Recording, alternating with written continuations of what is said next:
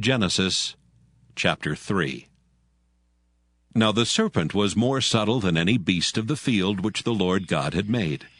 And he said unto the woman, Yea, hath God said, Ye shall not eat of every tree of the garden? And the woman said unto the serpent, We may eat of the fruit of the trees of the garden. But of the fruit of the tree which is in the midst of the garden, God hath said, Ye shall not eat of it, neither shall ye touch it, lest ye die. And the serpent said unto the woman, Ye shall not surely die. For God doth know that in the day ye eat thereof, then your eyes shall be opened, and ye shall be as gods, knowing good and evil.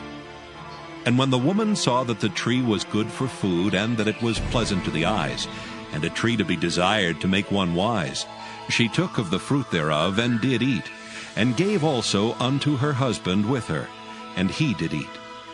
And the eyes of them both were opened, and they knew that they were naked. And they sewed fig leaves together, and made themselves aprons. And they heard the voice of the Lord God walking in the garden in the cool of the day. And Adam and his wife hid themselves from the presence of the Lord God amongst the trees of the garden. And the Lord God called unto Adam, and said unto him, Where art thou? And he said, I heard thy voice in the garden, and I was afraid because I was naked, and I hid myself. And he said, Who told thee that thou wast naked? Hast thou eaten of the tree whereof I commanded thee that thou shouldest not eat? And the man said, The woman whom thou gavest to be with me, she gave me of the tree, and I did eat. And the Lord God said unto the woman, What is this that thou hast done?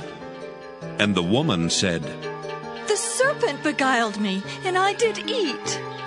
And the Lord God said unto the serpent, Because thou hast done this, thou art cursed above all cattle, and above every beast of the field. Upon thy belly shalt thou go, and dust shalt thou eat all the days of thy life. And I will put enmity between thee and the woman, and between thy seed and her seed. It shall bruise thy head, and thou shalt bruise his heel. Unto the woman he said, I will greatly multiply thy sorrow and thy conception. In sorrow thou shalt bring forth children, and thy desire shall be to thy husband, and he shall rule over thee.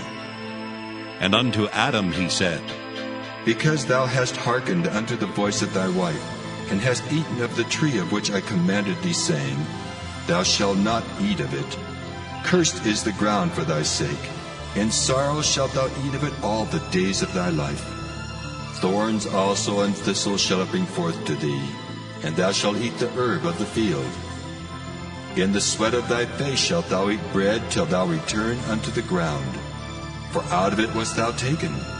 For dust thou art, and unto dust shalt thou return. And Adam called his wife's name Eve, because she was the mother of all living. Unto Adam also and to his wife did the Lord God make coats of skins, and clothed them. And the Lord God said, Behold, the man is become as one of us, to know good and evil. And now, lest he put forth his hand, and take also of the tree of life, and eat, and live forever. Therefore the Lord God sent him forth from the garden of Eden to till the ground from whence he was taken. So he drove out the man, and he placed at the east of the garden of Eden cherubims, and a flaming sword which turned every way to keep the way of the tree of life.